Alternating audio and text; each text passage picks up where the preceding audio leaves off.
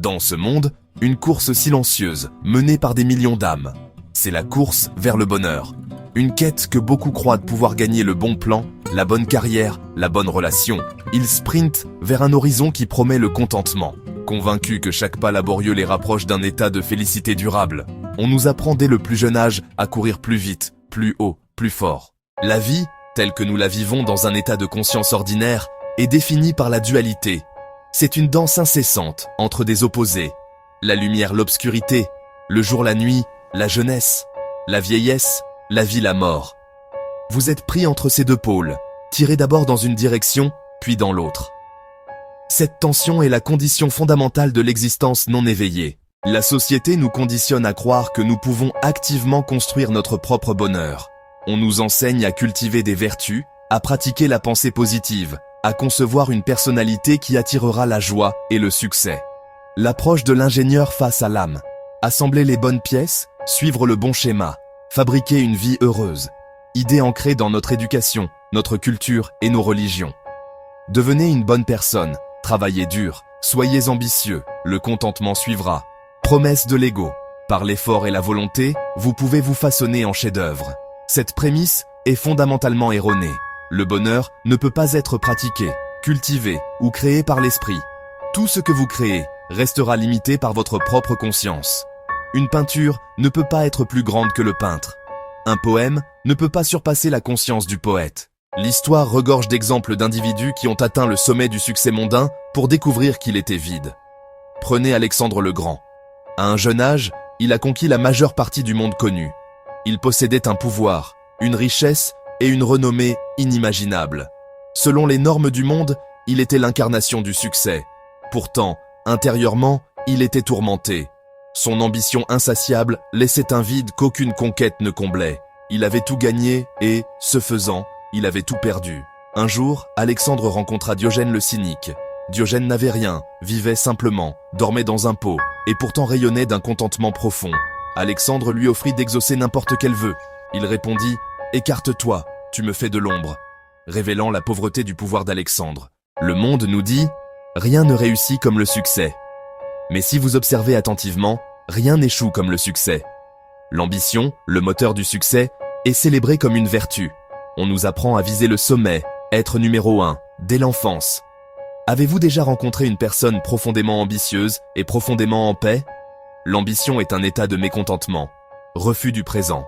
L'esprit ambitieux planifie, stratégise, vise le prochain objectif, jamais en repos. Même avec le succès, le soulagement est bref. Un nouvel objectif apparaît. L'anxiété revient. Vous courez plus vite, mais restez au même endroit. Le succès apporte responsabilité, pression, peur de perdre. On en devient esclave. Ils gagnent le monde, perdent leur âme. Le bonheur n'a rien à voir avec le succès, l'ambition, l'argent, le pouvoir.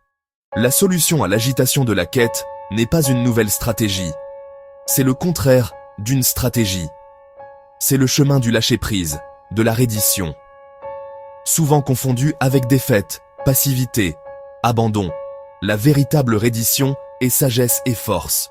Ce n'est pas renoncer à la vie, c'est renoncer à votre résistance à la vie. Un oui profond au moment présent. Vous pouvez agir, mais depuis l'acceptation, non depuis la résistance. La lutte intérieure obscurcit le jugement et épuise l'énergie. Accepter ce qui est permet d'agir avec clarté et puissance. La reddition vous aligne avec l'intelligence de la vie. Faire confiance à l'univers. Reconnaître que vous n'êtes pas aux commandes et que c'est une bonne chose. Beaucoup de traditions se concentrent sur la construction du caractère. Je ne crois pas au caractère dans ce sens. Ma confiance réside dans la conscience. Supprimer la colère la pousse dans l'inconscient, où elle fermente et cherche une autre sortie. L'énergie ne peut être détruite. Elle trouve un autre chemin. Tailler les feuilles n'abat pas l'arbre. Cela encourage la croissance. Le changement de caractère est un déguisement. Le véritable changement vient de la lumière de la conscience. Devenez témoin silencieux de votre colère, sans jugement ni action. L'énergie se libère du schéma. Lorsque vous devenez plus conscient, le caractère se transforme naturellement, spontanément. La colère devient impossible. La jalousie ne survit pas. L'avidité se dissout.